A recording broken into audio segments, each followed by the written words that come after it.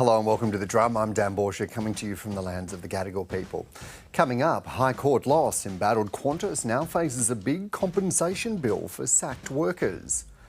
Vice Squad, the federal government cracks down on gambling and tobacco in Parliament. And checking your gender compass, new research shows equality may not be a priority. Joining me on the panel, lawyer and Labor Party member Chu Lee. Welcome to the show. Great to be with you. National Chief Reporter at the Australian Tom Dusevic. Hello. Hi, Dan. Founder and CFO of management consulting business Avril Henry & Associates. Avril Henry, welcome back. Hi, Dan. Good to be here. And in Melbourne, marketing strategist Toby. Ralph, good to have you along. G'day. And you can join us online using the hashtag The Drum, and we live stream on Facebook as well. First to federal Parliament, and the government's contentious Housing Future Fund has cleared the Senate today after winning Greens' support earlier this week. But it was gambling and tobacco on the minds of Labor. 12 years on from landmark reforms on plain packaging, the Health Minister says cunning cigarette companies have found ways around them. We're not currently on track to meet our targets for smoking reduction over the course of this decade. And the reason why, essentially, is big tobacco has adapted. They've innovated, they've been clever and cunning about getting around the intent of the plain packaging reforms with new ways to make their product seem appealing or even cool, particularly to young Australians. And we're determined to take on all of those new marketing tactics and stamp them out. New laws will require updated health warnings on packaging and individual cigarettes and will ban appealing names and additives like menthol. While rates have declined 60% in the past 30 years, smoking remains the leading cause of preventable death, with 250,000 Australians expected to die of smoking-related cancers in the next 2 decades. Chu, I want to start with you. Take us to where you live, on the streets of southwest Sydney. How big of a deal is smoking still? Do you see it, or is it becoming more about vaping? It's funny you ask that, because I think growing up in the last couple of decades, smoking has really become uncool. And whilst we used to see cigarette butts littered across the streets, now I'm seeing flattened vape canisters on the street. So I think that we've got a new epidemic with vaping, and how, as the Minister had said, it's become cool again, and all these tactics used particularly to target young people with vaping. There needs to be reform to address that. I wonder if these reforms around the warnings, the graphic warnings on vapes then might be part of that solution. Oh, absolutely. And we see with the plain packaging, and compared to the very colourful canisters of vapes, the various flavours that you can get now, I think it's very appealing, particularly to young people. So I think any reform in that nature would be effective. Toby, we heard from Minister Butler before that big tobacco has adapted, that, quote, they've been clever and cunning about getting around the intent of the plain packaging reforms with new ways to make their products seem appealing or even cool, particularly to young Australians. Now, I know that you've done some work with big tobacco in the past. Does this sound like an accurate characterisation to you? Well, the companies have been clever and cunning. Yes, it does. But any company of scale will be clever and cunning when new legislation comes out. That's how companies behave. It's an interesting area, isn't it? I mean, plain packaging, actually, from what I know from dealing with the tobacco people, plain packaging, the effect it had was, rather than discouraging smoking, what it did was began to destroy branding. So, you know, someone smoking Dunhill might as well be smoking Marlboro now. So the price differentials began to disappear, and that threw market shares into disarray between the three major companies. When you look at actually what drives behavioural change in tobacco reduction, everyone assumes that it's making it less cool. You know, James Bond used to smoke and now he wouldn't even think of it. But it's not that. It's in fact price. Price is, you can draw a line between the price of tobacco and the consumption of tobacco, and that's what really changes it. Plain packaging plays a small role, but not really. That's small stuff. There's also the interesting thing, without going on too much, that, you know, the greatest tobacco addicts are the government. They're making, you know, $1.11 per cigarette sold, and so Treasurer is addicted to that while health's at war. It's an interesting dichotomy within government itself. Yeah, certainly there's a complexity there. Tom, the Minister said that tobacco use remains the leading cause of death and injury. So as Toby says, is it then part of this? Does it need to be about the pricing regime? Well, if you tax it anymore, you'll see what happens when we have you increase, say, personal income taxes. There's always an encouragement of tax planning around this. So what we've seen is with the increases in excises is that the illegal market, the black market, has flourished. And so governments have pushed it to a point, and what they've done is inadvertently encourage the so-called chop market or ways of getting around this. So governments are in a real bind. I mean, it tells you something about the sustainability of our tax system, that they're relying on this particular aspect for revenue. But over time, it tells you that, you know, if you want outcomes in a particular way, you have to do it in a subtle and a variety of ways, not just a kind of hammer onto the people who are, you know, let's face it, are the poorest people, and you just keep smashing them with price rises. Avril, I understand you used to be a smoker. Yeah. Tu was just saying about how there's been a shift in her community to vaping. I wonder if that's what you're seeing. And do you see these measures that we've seen announced today as being strong enough to deal with the take-up of vaping? I don't think the measures are strong enough. I agree with you. I think we need to make it uncool by focusing more on the health aspects. But I do agree that price plays a part. And ironically, I walked into a news agency yesterday and I was shocked because it's been a long, long time, decades since I smoked, because it used to be cool to smoke in your teens and your 20s, you know, when you're at university. And cigarettes were $65 a packet. I could not believe my eyes. I was going, how does anybody afford to smoke anyway? Yeah, you just simply couldn't. I guess that's one of the measures. Tom, there's another component here, isn't there? And Toby touched on it. And this is about health and, I guess, to an extent, education. The government's under a lot of pressure to be getting things happening. How much is that driving these sorts of change or this discussion that we're seeing? Well, you know, you mean there's a lot on their plate, and how important is this? I would think that this is one of the...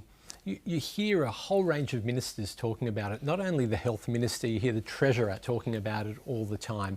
I think there are a lot of people in Parliament with children, and now they're seeing, they probably thought the scourge of tobacco was behind us, and now they are hearing about it from their schools, from their children, and it's a clear and present threat. And they kind of see that it's a gateway for tobacco, and that a problem that we thought that we'd, you know, nipped in the bud is there, and it's not going away. And we've got these really ambitious targets. I mean, we talk about net zero, but, you know, this idea we're going to get to 5% smoking rates by 2030 just seems wild. And then within particular communities, I mean, this is one of the main health issues facing Indigenous communities in Australia. So the effort there, I think, is, you know, the Aboriginal health workers that I speak to, that is the kind of number one thing that they speak about. But Dan, I'd love to know what Toby's view is on asking the same questions about alcohol, because one of the realisations I had when I looked up there and I went, oh my God, it's $64.99 for a packet of cigarettes. You could actually buy a case of beer for less than that.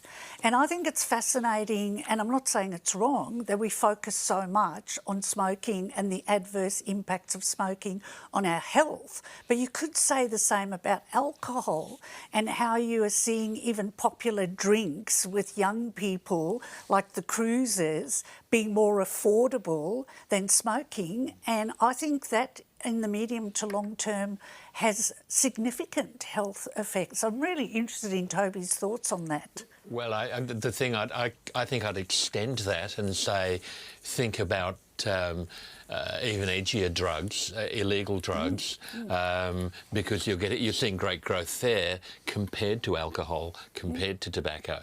You know, MDMA is prospering very well as a product. Cocaine sales are 'Cause it's cheaper. all-time highs. Yeah, they're you know, it's a cleaner high for a whole lot of people, and they're choosing it, and it's cheaper. Yeah. So you know, one of the things I think government ought to do, by the way, with vapes and with tobacco, if I may say, is crack down on illegal tobacco. As Tom was saying, the community loses $3 billion. That goes to criminal gangs. They bring in inferior product, which is even more poisonous than normal tobacco. They sell it through a network of dodgy retailers who often sell to minors as well, and they also bring in illegal vapes. We need to crack down on illegal tobacco and the dodgy retailers selling it and vapes. That's what we need to do. Well, meanwhile, the government is moving to ban online betting firms from taking credit cards and digital currencies as one way to tackle problem gambling. Closing the credit loophole was a recommendation of a 2021 parliamentary inquiry with no objections from the gambling industry or the banking sector. Proposed law amendments will give the regulator powers to fine companies up to $235,000 for breaches. The Communication Minister, Michelle Rowland, says gamblers shouldn't be using money they don't have. Avril, it was a pretty clear message there from the Minister, but just how hard is it to tackle this issue when you consider the addictive nature and the way the design structures of gaming machines to do just that? Well, one of my concerns is that gambling, like smoking, like drinking, often like recreational drugs, for people with an addictive personality, they may have the intent to give up or try not to do it as often, but the reality is it's in their DNA.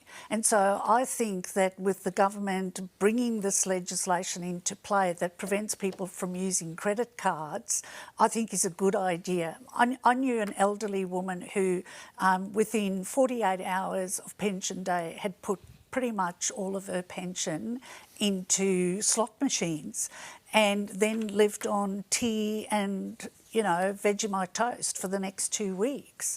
So I think while it is hard to change human behaviour through forcing it upon people, I think this is one of those times where preventing people from using credit may well have an immediate effect. We tend to go hand in hand with support to the state election earlier this year here in New South Wales. Gambling reform was a big issue and it seemed like everyone was talking about it and then it just kind of dropped away. Do you think that there needs to be a renewed focus on gambling reform, and what do you reckon needs to happen? Absolutely. There needs to be an ongoing focus. And I know in my community, and we talk about the impacts of gambling harm, but it's particularly felt in lower socioeconomic communities. And I see it very clearly. I mean, the nicest places we have out in southwest Sydney are all our local clubs. And I know our two largest clubs, they together post profits at the same rate as Australia Post, which is a national postal system. And so I think that's it's a big problem when communities who are already doing it tough are further impacted and losing billions of dollars to the gambling industry. So I would welcome any measure to minimise the ease and the convenience of being able to gamble. But I think the issue really, particularly for my community, is around the poker machines and electronic gaming machines that are stealing billions of dollars from peoples and families in our community. Yeah, it's really chilling, isn't it? It is, and we can definitely see the harm that it's posing to the community, not only from an economic perspective, but the devastation on families, socially, the community. And as I mentioned, it doesn't help that these are the nicest places and often only the places to socialise. So it's not, I don't think it's an issue against clubs. I think it's the issue against poker machines within clubs. Yeah, and what the role that they play. Tom, Minister Rowland was under the pump earlier this year about her decision to take what was a legal donation from Sportsbet in the lead up to the election. Does that make it harder for the Minister to bring in or push much harder reforms, particularly against betting companies? Well, she took the money and she's declared it. It should make no difference to why I mean, sports betting now is saturated. You cannot get away from it. It's sort of infiltrated every aspect of our, of our media consumption. The pop-ups in your social media streams. You're watching a program. You're going, oh well, this is a clever ad. These guys are sort of talking to each other with barbecue tongs, and then bam, it hits you, and you go, what? Another, and all these disclaimers at the end and warnings, I don't think have very little impact. Governments are addicted as well to gaming taxes. We've seen immediately as the economy is slowing, there's less discretionary spending, and it's immediately shown up in the sort of casual punter, I guess. In the latest national accounts, gaming taxes fell by 7% in the quarter, and that immediately feeds back into revenue and what governments can spend, taxpayers' dollars on. So. They're so enmeshed in the political system and within our basic, fiscal settings, it's really difficult to unwind, but it's a scourge, and it's kind of, I've used this analogy before, is this gambling is kind of, to some extent like our guns in this country, like it is for America, where we just can't seem to sort of, despite the warnings, despite the damage, they're embedded in our culture. And it's a shame. Toby, when we're hearing there Tom talking at the start about some of the ways that gambling is communicated, surely this raises a question about advertising as well, doesn't it? Well, it does, and the legality of the whole industry. I mean, I've got a different view to everyone else, which is an unpopular view. I know gambling causes a lot of harm and it's addictive for some people. I tend to think of it, for the vast majority of people, not for the addicts, as a sort of stupidity tax. And I think that people have the right to make their own decision. I have the right to make my own decisions, and if some of those decisions are stupid, well, that's my fault. I think what's the role of government in this? I think the role of government is to explain how gambling works and how you will inevitably lose money on it. I think they should act against predatory gaming companies that are usurious. But I would tend, I think it's a step too far to say, hey, Toby, you can't use a credit card to gamble because you just can't. We're going to stop that. And you can use it to buy another black T-shirt if you want, but you can't gamble with it. And I think that's government overstepping the mark. I understand why, but I personally disagree with it. Well, it's been a big year for women's empowerment. Think the Barbie movie or the Women's World Cup. But can that cultural capital be leveraged into further action? That question's at the heart of a new report from Plan International, which has surveyed Australians on their views on gender equality. Interestingly, for almost 60% of respondents, there's a belief that gender equality has already been achieved. The survey categorised the more than 2,000 participants into 6 segments, ranging from trailblazers to rejectors, depending on how strongly they felt gender equality was an issue. Rebecca Huntley is a director of 89 Degrees East and a consultant researcher on the report, and joins us now from Sydney. Welcome to the program. Nice to be with you. Hey, what stood out for you from these findings or from the data that you found? I think the biggest thing that stood out was that, as you said, close to 60% of Australians across a lot of these segments, except for the Trailblazer segment, think we're really, really close to achieving gender equality, or, it's just around the corner. In fact, in some of those segments, there's a view that what's happening now is not discrimination against women, but discrimination against men. So that is in stark relief to the reality. The reality is that we're about, at the current pace of change, about 130 years away from achieving gender equality in Australia. So my children's grandchildren will not live in a gender equal Australia. Now, while there are fantastic things, who couldn't get, excited about the Barbie movie and excited about the Matildas? We have to kind of look at the broader structures, the broader social attitudes that are slowing the pathway towards gender equality. And I suppose if this is a very, very long report, lots of content, but one of the things that really struck me is in the rejector category, which is quite large, 17% of the population reject the idea that gender equality is something we should aspire to. 20% of that category, of that group, 1 in 5 people in the rejected category are under 30.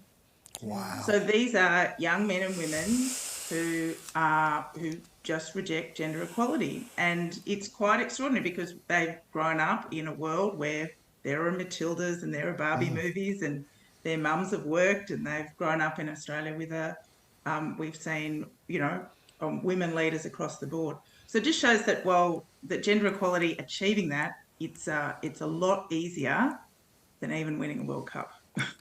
Can I just get your reaction on those? Well, 2 points there.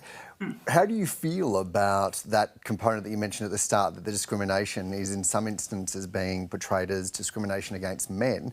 And why do you think it is that under 30s feel the way that you mentioned at the end? So, I mean, there's absolutely no doubt that in a society where there is gender equality, that men can be caught up in damaging stereotypes, like the idea that they're not going to be good caring fathers, and that women should actually take those roles. And there's a significant percentage of the population that still believe that's the case. Women are naturally better at looking after children, cooking, cleaning than men are. And that there'd be certain views that men wouldn't be really good in the childcare industry or really good nurses or any of those other kinds of things. So I think that, one of the really good statistics from the research, it shows that 77% of Australians believe that we all benefit from a gender equal society. So there is discrimination against men in terms of there are stereotypes, but the kind of idea that, the power balance has gone out of control and that women are in control and men aren't, there's not really a lot of evidence about that. But I think there might be a perception amongst some groups that that's the case. Yeah, and when you talk about the power structures, one of the biggest ones of those has got to be federal parliament, where laws are changed. We see almost like clockwork. There are stories that come out about bad behaviour there and about the things that just make the rest of the country go, what is going on? There is a spotlight on this in a parliamentary forum across parliamentary groups hosting a women's safety roundtable to address the systemic issues at the heart of domestic violence, coercive control, so adjacent to really what the research is. And this all comes on average when we know that devastating statistic of 1 woman a week is killed in Australia. And despite the promises that things are changing, then never again, we just aren't seeing that change quickly enough, are we? Exactly. And to go to your point, I didn't answer your question about that younger cohort of rejectors. I think there's no doubt that people who want to continue to support or promote attitudes about gender inequality are really, really good on social media. They're excellent at targeting people. We've had some influencers and writers, I don't even want to say their name, but they're emblematic of a particular kind of campaign that undermines the idea that not only that gender equality can be achieved, but that it's actually something that should be achieved, and it could be beneficial not just to men and women and people who identify as trans, but just to the economy, just to our society, just to our families. And that's one of the other things that the research shows, is that while like I said, 77% of people believe that we'll benefit from a gender equal society, there is a lack of understanding about where gender inequality manifests itself and what might be the things you can do about it and what might be the actual tangible benefits. Like, people would say, yes, we'll benefit, but not very good at articulating what those benefits are. So we've got a long way to go. I mean, I'm generally optimistic, but the really good thing about this compass is that it's really a to-do list for any government, any organisation, and the third sector that really take gender equality seriously beyond, special days where we wear a white ribbon or any of those other kinds of things. We really need a concerted effort, an intellectual and policy effort, and a personal reflective effort to really make sure we're not waiting 130 years. Oh, that is ridiculous, isn't it, that wait? Too, I want to bring in, you've just won the Australian Award for Excellence in Women's Leadership from Women in Leadership Australia for your work in championing and supporting the disadvantaged and neglected in your community. So Congratulations. Thank you. What did you make of this report? Well, I think it's very much a case of perception versus reality. I like to think that the report shows the general optimism in the community and society because of the greater visibility of women, particularly off the back of Barbie movie and the Matildas. I mean, my nephews were asking, you know, whether or not they can play soccer too, and can boys play soccer and be a Matilda as well. So I think that's really positive, but it doesn't necessarily, as you mentioned there, Rebecca, reflect the invisibility of the impacts of gender inequality. And I think back on my experience as a new parent, and you know, my husband is definitely a better homemaker than I am, but just having to consider as a woman and as a new mother going back to work, and the time that I had taken off work, you know, the not making any super during that time, the impact that that's going to have when I retire, and the inequality there compared to my husband. So these are, you know, all the inequalities that women have to face, and women as a whole, not even considering, you know, the intersection of the various factors such as age and religion and ethnicity and socioeconomic status, class, that comes into play. Exactly. Yeah. Avril, the report found 33% of actively supported gender equality in the workplace. 44% had taken actions relating to speaking up when witnessing gender inequality, and 52% had taken action relating to speaking out more broadly about gender inequality. Now, all of this is while we have had some pretty big crises in the media, at big companies, big organisations, women have taken the helm. What does all of this collectively say to you? Well, for somebody who's worked in the space for 30 years, like Rebecca has said, yes, we have made improvements. But when I started out, and I've known Rebecca for a long time, doing this kind of work 30 years ago, it was going to take 199 years before we had equality. So now it's 130 years. But we are having the same conversations in government, in society and in corporates today that we had 30 years ago, and I had hoped 30 years ago it would be better for my daughters. And I now have my first grandchild, who's a girl, turning 5 tomorrow. And my granddaughter and my daughters will never see gender equity if you look at it. Let's set aside the social justice, let's set aside a whole range of other things about improvement. But if you look at it purely in economic terms, we still don't have pay equity after 4 equal pay cases over 40 years. And if we take a current example, the Matildas are ranked in the top 5 in the world. Our men's team is ranked 23rd. And we still pay the men, and we still sponsor the men's team more than we pay the Matildas and more than we sponsor them. And you see the same in AFL. You see and sport is a big thing in Australian culture.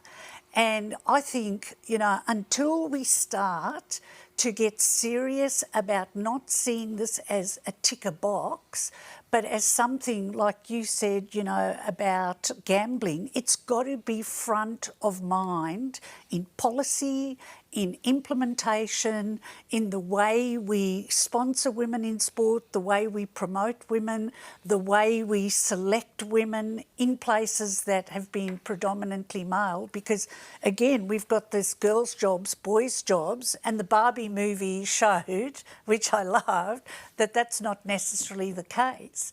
But I still think, you know, when you said 20% of people under 30 still have these views, it starts in the home. You know, and my daughters who are in their 30s were surprised when they got into the workplace in their mid-20s that we were still having problems with gender equity and pay equity, because they'd grown up in a single-parent household with a mother who kept saying, you can do anything, and my generation and the previous generation, like the Wendy McCarthys of this world, have worked really hard to make the world a better place for you. And yes, it's getting better, and yes, I have optimism, but I wouldn't have the same level of optimism as the 77% who are saying, you know, we're going down the path of doing a great job, because we've got a long way to go. Yeah. Toby, how do you respond when you hear Avril saying that these conversations are the same ones that have been happening for 30 years, and I think, was it that the gap was 199, is now 130 years? That is still extraordinary, isn't it? Yeah, well, I say patriarchy is powerful. No, that it is. Look, change takes time. There was a famous McKinsey study about cultural change, which basically looked at loads and loads and loads of changes in all sorts of areas and companies and societies and things. And the broad conclusion they reached that is, for every 7 years that a system has existed, it takes a year to change it. And if you change it faster than that, you get outliers. So in this case, in Rebecca's report, you've got the 17% of resistors, and of them 20%, so 3.4% of people are saying, no, this is unfair, this is wrong, and they're under 30. And that's a worry. If you accelerate change too fast, that number will go up. You'll make gains in others. So change needs to be managed carefully, or you build sort of fractures in society, I think. Look, I understand what you're trying to say. Yeah, but I suppose the cost of inaction is significant. Yeah. So I think that, you know, we can see, and COVID is a perfect example of this. Prior to COVID, in all the research I did with women particularly, and not even just women, fathers who wanted to be active parents, they'd say, look, I asked for a day a week to work from home, and my boss says there's no way you can be productive at home and work from home. And didn't COVID change that? Yeah. And didn't we actually show that we could be, you know, adults and work out when we could work at home and when we couldn't? 2 years. A significant structural change happened to the workplace that was of benefit, not to everybody, but a benefit of particularly working parents to be able to continue to work if they had jobs that were, you know, open to that and not. So I totally get it. We want change to be genuine. We want it to be lasting. Yeah. But the other thing I would say is this: things can change in the other direction. No, if you had said to Americans 20 years ago, you'd be fighting on Roe versus Wade in another 20 years. You know, so I suppose I totally get what you're trying to say, but also I think there is a cost to inaction. There is a cost to slow change. I'm not disagreeing with you, Rebecca. Yeah. Although I've got to say, I downloaded your report today and read it. I'm that person. One of the interesting I'm so glad things, because people don't read things anymore. Well, one of the things I was looking for the gender divide on opinions, and that it was interesting to me that wasn't nominated in that data wasn't available. You know, so no, it is, Toby. It's just that I think one of the important things is these segments. Like, there are women who are rejectors, and there are men who are trailblazers. Yeah. There are young, middle-aged, older men who are like, it's too long, things aren't changing fast enough. So it's more of a segmentation that's around mindset than it is. But if you want me to do the if you would like to do the survey and work out where you are, Toby, I have a feeling that you're probably somewhere in the hopeful trailblazer group. Is that right? Because you've read my report. Well, you're that's wonderful. Scooping up your next participants already, Rebecca. Just to round us out, I just want to find out from you, what needs to happen next? What did you get the sense of from looking at all of this data that are the next steps to address that extraordinary time period before equality will happen? Look, I think that one of the things trying to do this research made me realise how complicated it is. And to Toby's point, you know, you're not just trying to make sure that there's financial equity or trying to chip away at kind of attitudes about women at work or whatever. It is very complex and difficult. I suppose all of it, it requires a kind of a gender lens that governments take over all decisions they make, everything from housing to tax around gender. And I suppose to your point, Dan, we'll have known that we're getting somewhere where we don't have one woman killed by her a partner a week. That's just an extraordinary statistic. And can you imagine if you flipped it in any way? we'd think that something was terribly wrong. So while there's all this other stuff that needs to shift, that actual death of women and the levels of domestic violence, I think, is really where we want to get. We want to change that, and I think our whole society would be better if that was the case. Yeah, I think more than just want to. I think we need to change that. Rebecca Huntley is a researcher and director of 89 Degrees East. Thanks so much for your company tonight. Yeah. Well, the heavy turbulence for Qantas continues today, with the High Court ruling the airline unlawfully sacked close to 1,700 ground staff in 2020. The jobs of baggage handlers and cleaners were outsourced, with Qantas arguing it was an attempt to save over $100 million a year at a time of pandemic uncertainty. Jubilant unions say they'll now head back to court in search of compensation for the workers, and have called on the entire Qantas board to follow former boss Alan Joyce out the door. Here's the Drum's David Taylor.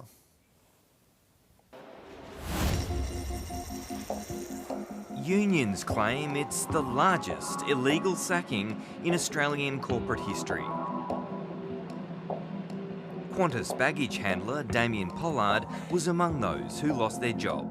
The last 3 years has been horrendous for my colleagues and myself. A lot of us have struggled to gain other employment. There's been relationship breakdowns, people that have had to sell their houses. The High Court today found the airline acted illegally when it sacked around 1,700 ground crew during the COVID-19 pandemic. Baggage handler and cleaning jobs at 10 airports were then outsourced to save the airline tens of millions of dollars.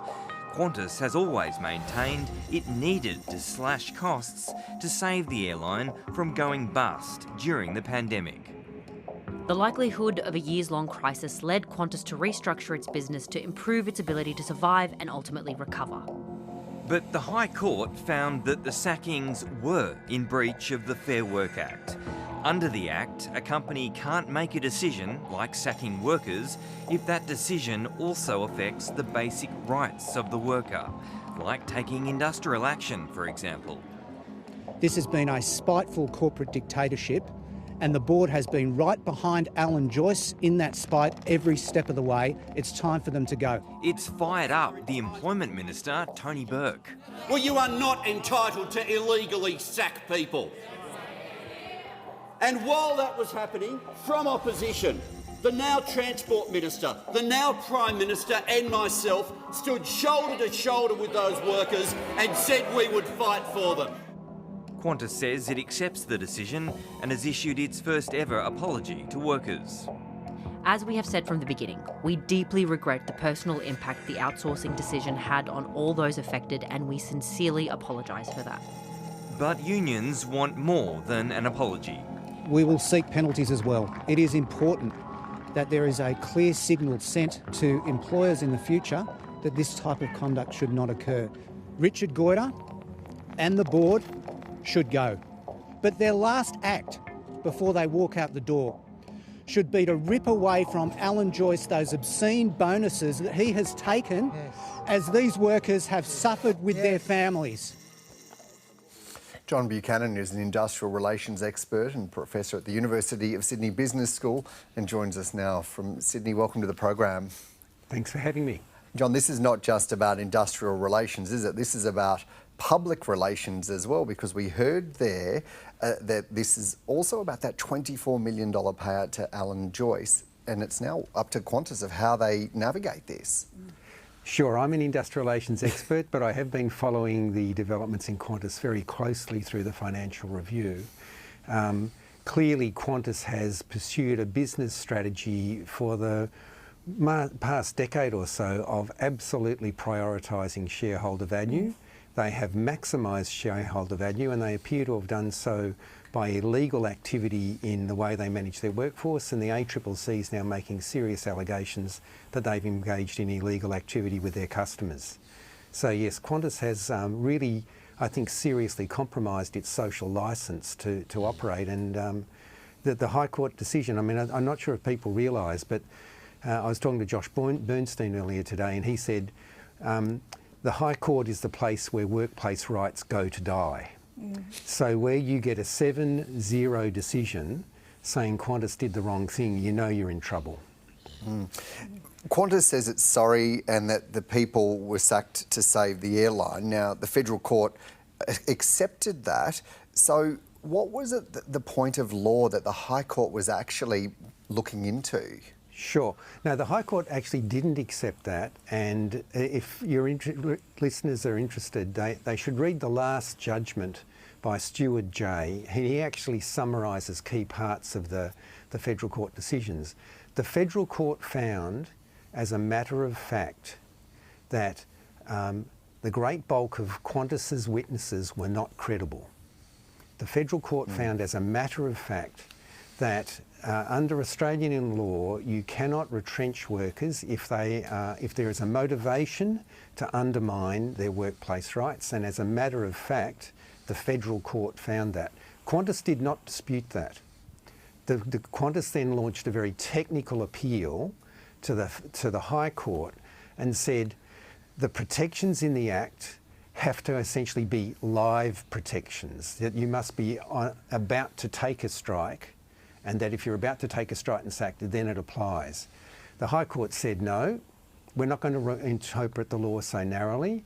If there is a prospective right, if there is the opportunity for you to take a right in the future and that's compromised, and evidence can be found that that was one of the motivating factors, that's where you've crossed the line.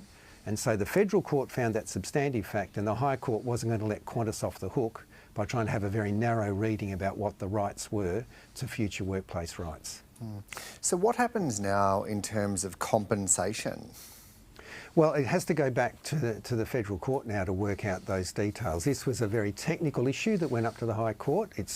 Qantas was trying to get a king hit and say get the underlying law essentially changed from what the federal court had found. It now goes back to the federal court to make a judgment on what relevant damages would be. And John, this is clearly a win for workers. Do you think a decision like this will also have an impact on interest in the union movement? Look, absolutely. Look, the unions have had a pretty tough 30 years. Let's be clear about that. You know, unions have not enjoyed the protections that they have historically. They've had some huge structural changes. The power base of the unions were in the blue-collar sector. We're now seeing growth in the white-collar sector with the nurses and the teachers. But look at how the nurses and the teachers have been treated. You know, the nurses in WA were threatened with deregistration when they had the temerity to ask for a decent pay increase. Teachers in New South Wales have had to go through a 2-year campaign just to get basic pay settled. So a big endorsement from the High Court on a 7-0 basis is a huge legitimation for the union movement. The unions took a big risk with this. You know, there was no guarantee they were necessarily going to get this outcome. And in terms of a climate of ideas impact, I think this is a very significant decision. Avril, did you want to jump in on that one? Well, I was just thinking, you know, about the comments made by John, because I have a daughter and a son-in-law who are teachers and a daughter-in-law who are nurses, and I wouldn't do their jobs for what they are paid for quids, because the amount of pressure that's put on them, the shortages of workers, the lack of equipment, and we're talking about the public education system and the public health system, I think puts extraordinary pressure on them, which is why so many of them are leaving.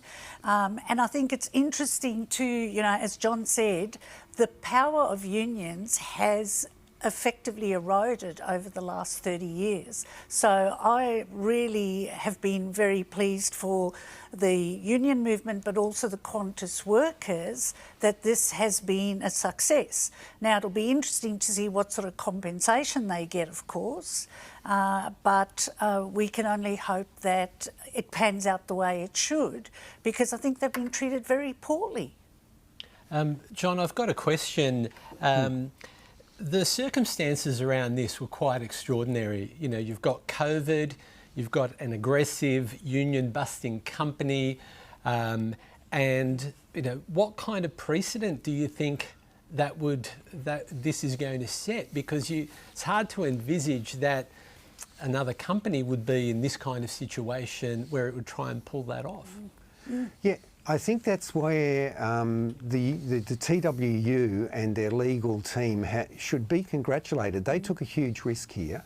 The courts are usually not that friendly to unions, and I think read the final judgment of Stewart J, because he actually starts off and he says, you know, in Australia, companies have the right to restructure and outsource. You know, companies have the right to respond to adverse and difficult situations, but they don't have the ability to just run roughshod over people's workplace rights. Yeah. And up to this point, a lot of employers have been pretty shabby in the way they've treated their workforce. And what this case has shown today is that the High Court it reads the law very carefully, and it says, we're not saying you can't restructure, but you sure as hell can't do this to undermine people's labour standards and labour rights. And I think that's an important signal. Australia is not the US. Many people in Australia don't want to turn out like the US. We've got laws that are different to the US, and the High Court's upheld what Parliament said, and I think that's an inspiration for many workers and an awful lot of unionists. Tom, there was a very strong reaction from the government, the minister responsible today in Parliament. How do you think this all plays into the IR reforms that are all at play at the moment? Well, John was saying that the unions have had it very tough for the last 30 years. Well, the pendulum is swinging back towards them to a certain degree. You've got a very motivated government who wants to tilt the balance back towards the broader union movement. It's got some significant legislation that seeks to change things.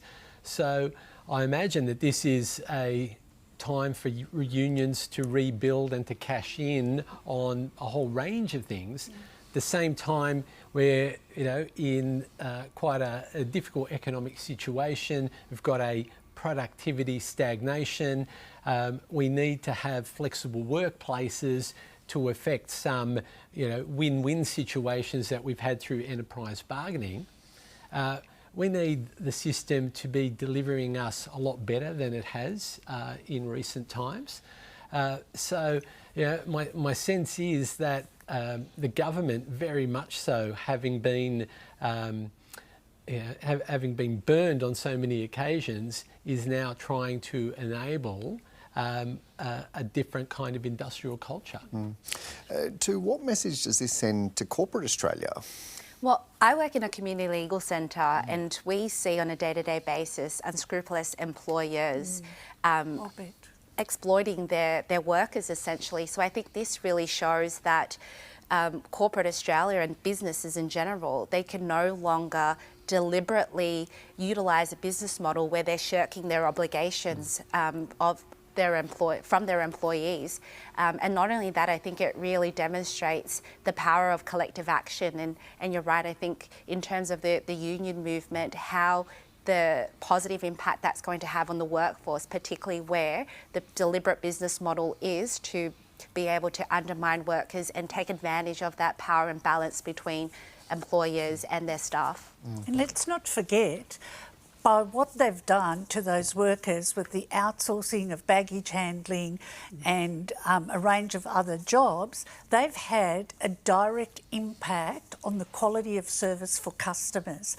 So it's not only the arrogance with which Qantas has treated its employees, it's the arrogance with which it has treated its customers in the pursuit of profits for shareholders. There's a wonderful organisation, a global organisation in the IT space that has as its mission statement, our employees first, our clients second, our shareholders third. And I said this once on a radio program, and I got several quite abusive phone calls saying I was stupid.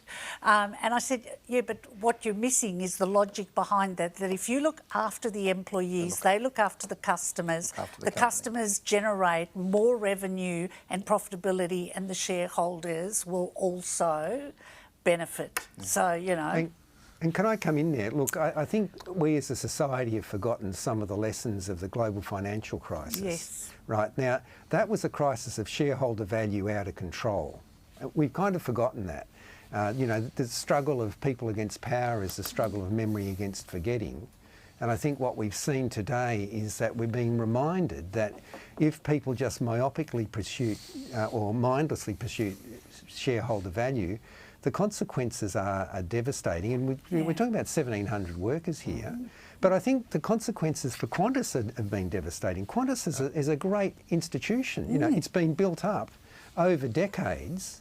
And since privatisation, it's been run as if it's a plaything for shareholders. And I think this decision's basically said there are limits, we have labour laws, and it doesn't matter if you want to maximise shareholder value. If you cross the line, you're going to be called out. And I think that's important for the changing sentiment that's coming through society, that the GFC, the result of shareholder value, came at a devastating cost. Decisions like this remind us that there's more to life than shareholder value. Toby, surely a company that carries the brand of Spirit of Australia also comes with a greater obligation about how you treat your employees. Well, it does, but if Qantas is the Spirit of Australia, Australia's a pretty sad place. Frankly, the company was loved. It was the safest airline in the world. Now it's fifth, or not even in the top five. Sorry, it was adored. It was trusted. It had strong social licence, and the management, quite frankly, it had built up a reservoir of goodwill, which was drained by the management of Alan Joyce. And he's gone off with his money, and I do feel sorry for Vanessa Hudson, who's got to deal with his burning wreckage of a company and try and repair it. There are companies who have misused labour hire, and there are some cowboys in that industry. But there are a far larger group for whom labour hire delivers great flexibility for workers and for companies, which is needed to lift productivity and efficiency in this country. And I just hope that this Qantas decision isn't used as an example or held up to be how all of those companies act, because it's simply not. What they've done was shocking, and I'm glad the High Court's called them out, but we need to preserve labour hire and the flexibility and productivity it delivers. But it's quality labour hire. I mean, this is where, the High Court said companies can still outsource. This isn't like a decision against outsourcing. You just got to honour labour law. And all the federal government's trying to do at the moment is say, we're not against labour hire, we just want quality labour hire. We want decent labour standards. We'll have to leave it there. John Buchanan is a professor at the University of Sydney Business School. Thank you for joining us tonight. Thanks for having me. Finally tonight, it's that time of year again when Apple fangirls and boys salivate over marginally souped up new devices. And once again, the brand new iPhones come with a brand new charging port, making all those other Apple accessories annoyingly redundant. But this time the change was forced on Apple, with European regulators demanding they comply with their now standard USB-C ports, which should mean you never have to buy new accessories again. After you buy, of course, these new accessories. Avril, I know you've got a drawer like me that is full of old cables and cords that you're too nervous to throw out. This must be thrilling news. I'm so excited because as a technologically challenged baby boomer who uses some choice language about devices and chargers and how many have we left in hotels and on planes, to discover we've got to buy a new one when we get a new phone because it doesn't fit. And it doesn't fit the iPad and it doesn't plug into the laptop. So I am beside myself excited. This is a big change then. Tom, I've got a revelation here. Your iPhone is 10 years old. Now, Apple devices... It was, until I changed it last year. I didn't get the update. Yeah, no. So, part of it was to drive my kids cranky with Dad's old, iPhone. Your brick. The brick. It wasn't a brick. It was a beautiful svelte thing that could fit in a pocket, an old school journalist phone, because that's all I use it for, none of this other stuff. But sadly, the battery doesn't last for that long. And so I made the purchase, and I look forward to maybe 20 years out of this one. Hopefully, you know, it'll have the legs. Well, this is the thing about planned obsolescence, isn't it? That there's this thing about the designs, about how they work. Toby, they're one of the richest companies in the world. Can regulators actually make a real dent in their market power? And is standardising charges just a start here? I think it's a pretty good start because, there's no doubt it's planned obsolescence in Apple products. In fact, there was a French court case in 2018 where they got fined $27 million because they found that software they were installed was slowing down the iPhone, and that's illegal under French law. But, you know, they operate like, you know, Chrysler used to in the 50s with cars with built-in obsolescence, or light globes, which could last for years and years and years, and we build them so they have to be replaced regularly. Apple are enormous. Their market capitalisation is greater than the market capitalisation of the Australian Stock Exchange. Were they a country, they'd be one of the largest countries in the world. You know, they're vast and important and difficult to haggle with. But with China telling them to get stuffed recently by banning the use of Apple phones, that's had a massive impact. It's knocked, you know, about 8% off their market cap. This EU decision is affecting them. So yeah, they can be reined in, but it's tough work for legislators. I like to see these companies getting reined in. I'd like to see them paying a bit of tax too, please. Oh, my word. You're not a slave to Apple, are you? No. Clearly the early Android user on the panel. I'm sorry if you feel like you've been left out. No, well, it doesn't affect me, the change, but I'm with Tom. I'm using my phone until it dies. I'm not paying for $2,000 now for a new Apple phone. What do you every use? year. A Google 5. I think there's 2 or 3 generations since then. And it's a cult around Apple, isn't it? There really is. How did you manage to break away? I understand it because I had a MacBook and everything syncs, but I don't now. So I think it's like any change. You say it takes time. It's slowly moving away from each of the devices. So it started as an incremental thing and then has gone from there. I didn't want an Apple phone. I had a BlackBerry that I was really happy with, although I called it a blueberry. And my team, who were Gen Ys, actually bought me an Apple phone, which sat in the fruit bowl in the office for 2 months, until one day when I was in the bathroom, they took the blueberry/blackberry out of my handbag. Out of the bowl of fruit? And That's they right. popped an apple in. And they gave me an apple. So you got lured into it. Forced, not lured. Forced. That is outrageous. Well, that is all that we've got time for, apples and blueberries aside. Thank you to our panel, to Lee, Tom Dusevic, Avril Henry and Toby Ralph. Do have an excellent evening. I'll be back with you tomorrow. For now, though, good night.